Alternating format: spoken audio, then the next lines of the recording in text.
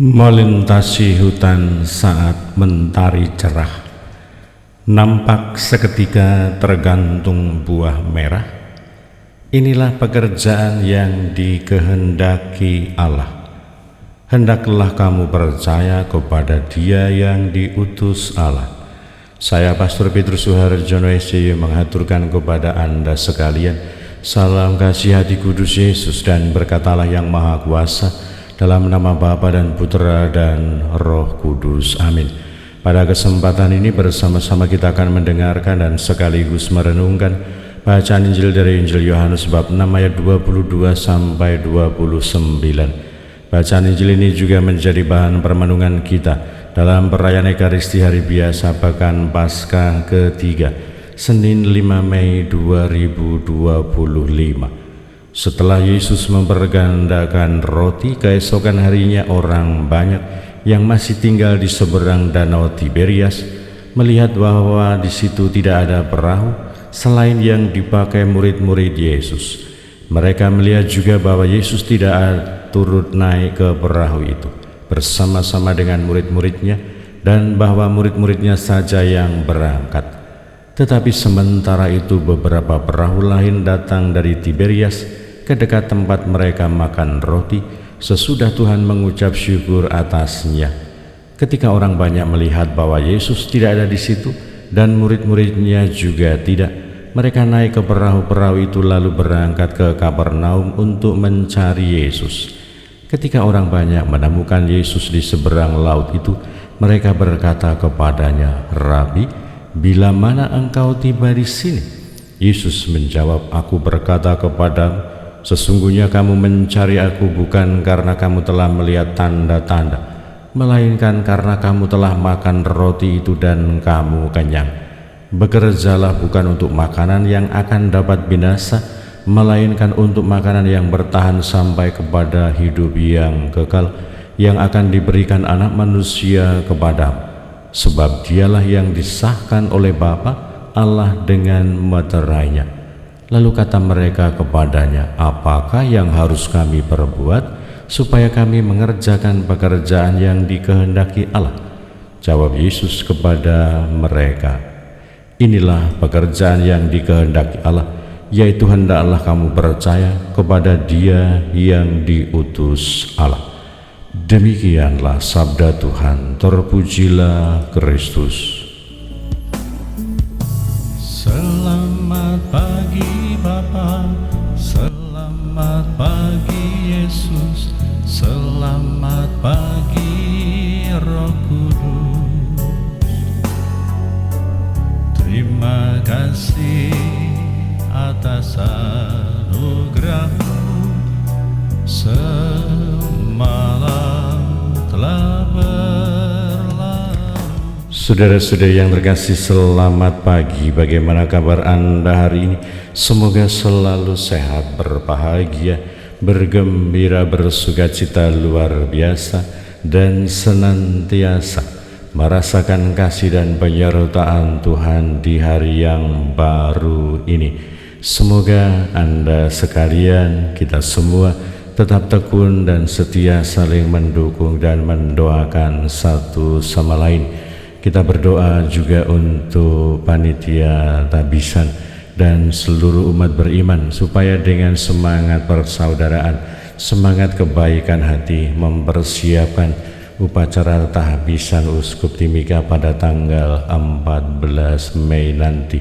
Semoga ada semangat persaudaraan, kerukunan, kerjasama, dan juga rahmat Tuhan senantiasa mengalir di dalam kehidupan kita kaum beriman. Kita juga berdoa untuk mereka yang sedang sakit, kita berdoa untuk mereka yang sedang dalam masa pertumbuhan, kita berdoa untuk mereka yang dalam masa pendidikan, kita berdoa untuk mereka yang masih atau sedang atau sudah bekerja, kita berdoa untuk pribadi-pribadi, keluarga-keluarga yang mengalami persoalan-persoalan di dalam kehidupan mereka. Kita juga dukung, kita juga doakan mereka yang memiliki kebaikan hati, kerelaan hati untuk memberikan bantuan pertolongan kepada sesama dan juga terlibat dalam kegiatan pastoral untuk pengembangan iman umat. Pada hari ini Yesus mau menunjukkan, mau menegaskan kepada kita semua supaya kita memiliki orientasi dan fokus hidup yang tepat, yang sesuai dengan kehendak Allah, bukan hanya mencari makanan fana yang akan binasa, tetapi makanan yang membawa kepada kehidupan yang kekal. Dan kiranya itulah yang perlu untuk terus kita refleksikan di dalam hidup kita. Apakah kita telah memiliki paradigma iman, pengetahuan tentang Tuhan, pengetahuan tentang iman, pengetahuan tentang gereja, pengetahuan tentang diri sendiri, tentang manusia, kesadaran akan Tuhan, kesadaran akan diri kita, jati diri kita, kesadaran akan panggilan hidup kita, dan kemudian kita memperjuangkannya di dalam kehidupan kita.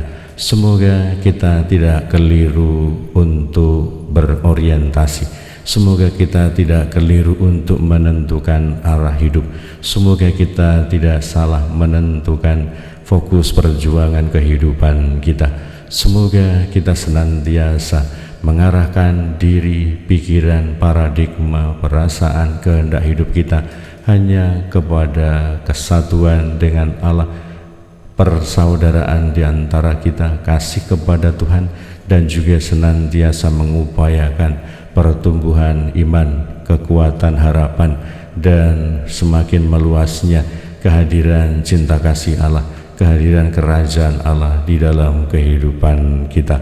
Kita semua sebagai pribadi-pribadi beriman perlu terus bertanya kepada Tuhan, apakah yang harus kami perbuat supaya kami mengerjakan pekerjaan yang dikehendaki Allah? Apakah yang harus kami perbuat untuk memperoleh kehidupan kekal? Semoga di dalam kesatuan dengan Tuhan Yesus kita akan semakin mampu menemukan jawabannya. Kita akan semakin dikokohkan dalam iman, kita akan semakin diteguhkan dalam harapan kita, dan kita akan semakin dikobarkan dalam kasih kita untuk senantiasa meraih, memperjuangkan, dan mengerjakan pekerjaan yang dikehendaki Allah, mencapai dan memperoleh kehidupan kebahagiaan kekal yang bukan dari dunia tetapi pertama-tama dari Allah. Kita memperjuangkan, kita mengupayakan hidup kita yang baik, yang bahagia, yang sejahtera di dunia, tetapi semoga fokus kita tidak pernah beralih, tidak pernah bergeser, bahwa kita diundang, kita diajak untuk senantiasa memperjuangkan kehidupan yang kekal, kebahagiaan yang sejati, persaudaraan yang sejati, iman yang benar, pengharapan yang sejati, dan juga cinta kasih yang benar untuk bersama dengan Allah dan juga bersama dengan saudara-saudara kita sebagai pribadi-pribadi yang beriman dan percaya kepada Allah. Berkat Allah yang Maha Kuasa dalam nama Bapa dan Putra dan Roh Kudus. Amin.